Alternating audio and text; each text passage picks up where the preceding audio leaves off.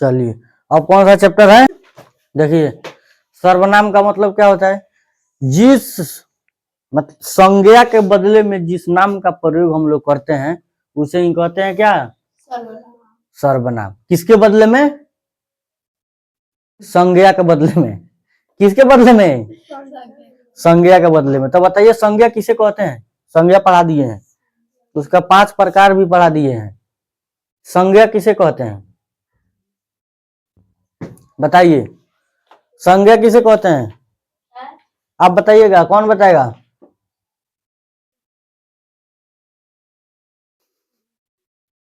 नहीं क्या पता, सब पढ़ाओ बेकार है।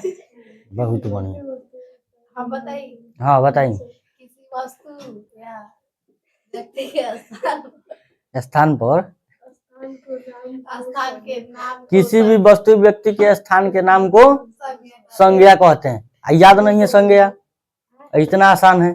जैसे में पटना, गोलघर, सुमन, गोल्डी, ये सब कथी हो, गोल्डी मीट मसाला आए तो वो मीठो मसाला तो एगो नामे नहीं हो, मीट मसाला का नाम हो गोल्डी, राकेश, कथी में, कौन व्यक्तिवाचक में एगो नाम रखा गई बा गोल्डी। का सब मीट मसाला अलग अलग प्रकार के वाला, एगो राकेश के वाला, एगो एवरेस्ट के वाला, एगो इया वाला गोल्डी, तो नाम रखा गई बा कि ना।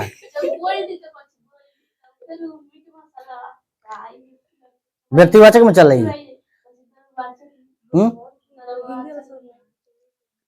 द्रव्यवाचक में ही संज्ञावाचक, संज्ञावाचक आज तक कौन पढ़े ही नहीं है ना हबा।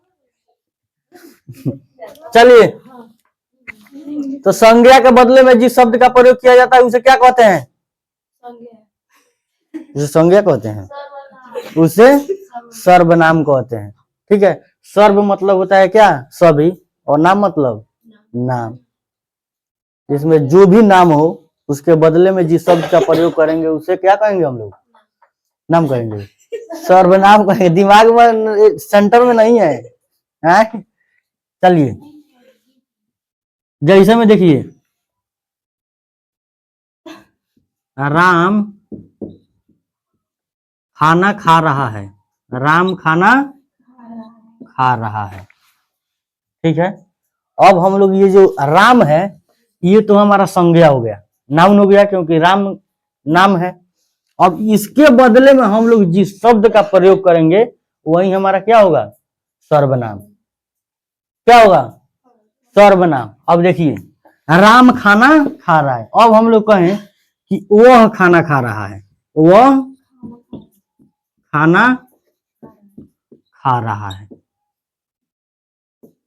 अगर कोई पूछेगा, ठीक है, एक घर में मान लीजिए भाई बहन है, राम और,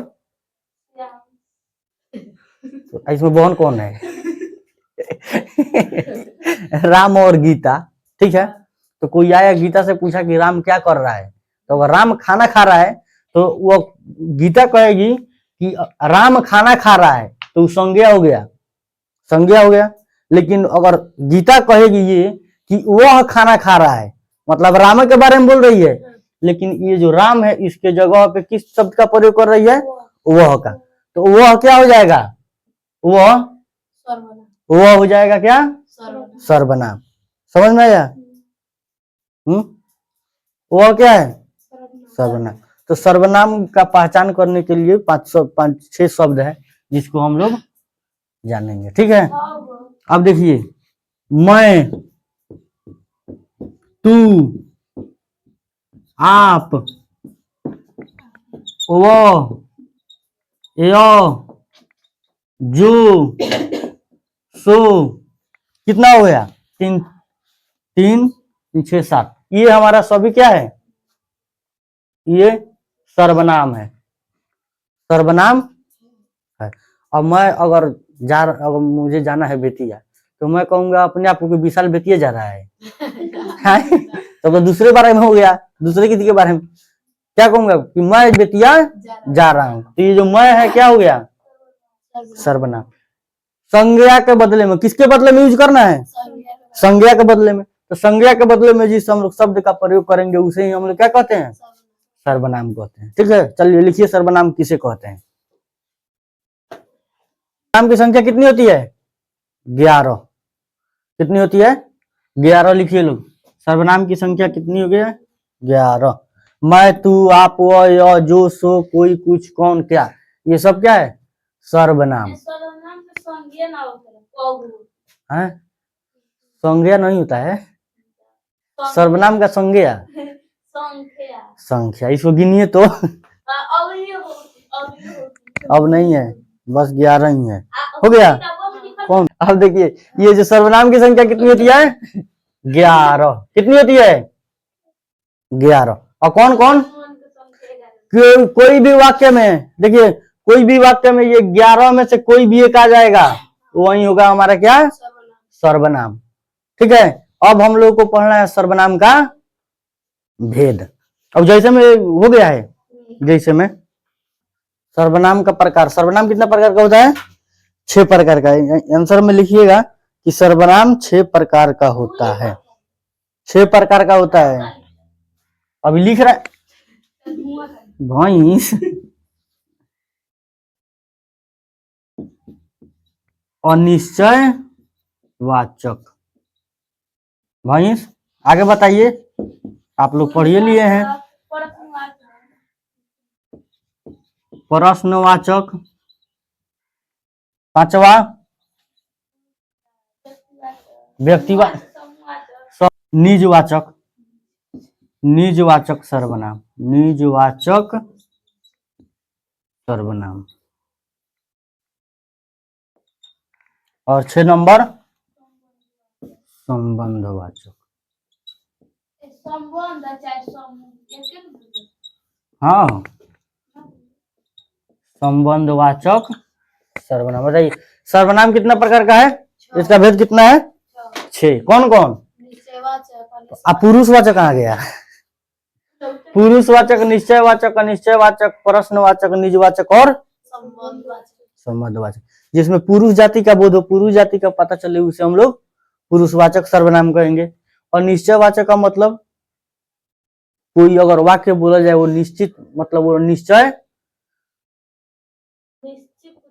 अनिश्चित हो। अनिश्चित का मतलब क्या होता है?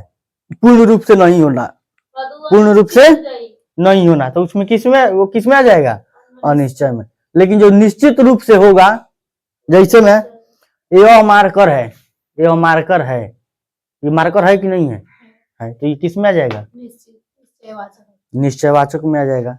लेकिन यह, अगर हम इसको बोले यह कलम है, चाहे वो खाना खा रहा होगा, खाना खा रहा होगा, तो इसमें पता चल रहा है कि खा लिया है कि है? यह कलम है, हाँ। यह कलम होगा, यह कलम, पता नहीं कि कलम मार्कर। ठीक है। तो अनिश्चय में निश्चित होने का पता नहीं चलेगा। अब प्रश्नवाचक का मतलब क्या होता है? इसमें प्रश्न पूछा जाएगा, जैसे में वो कौन है, वो क्या खा रहा है, वो कहाँ जा रहा है। और निजवाचक में, निजवाचक में, निजवाचक का मतलब क्या होता है? निज का मतलब होता है निजी, खुद का, मतलब दूसरे किसी के बारे में नहीं कहा जाए।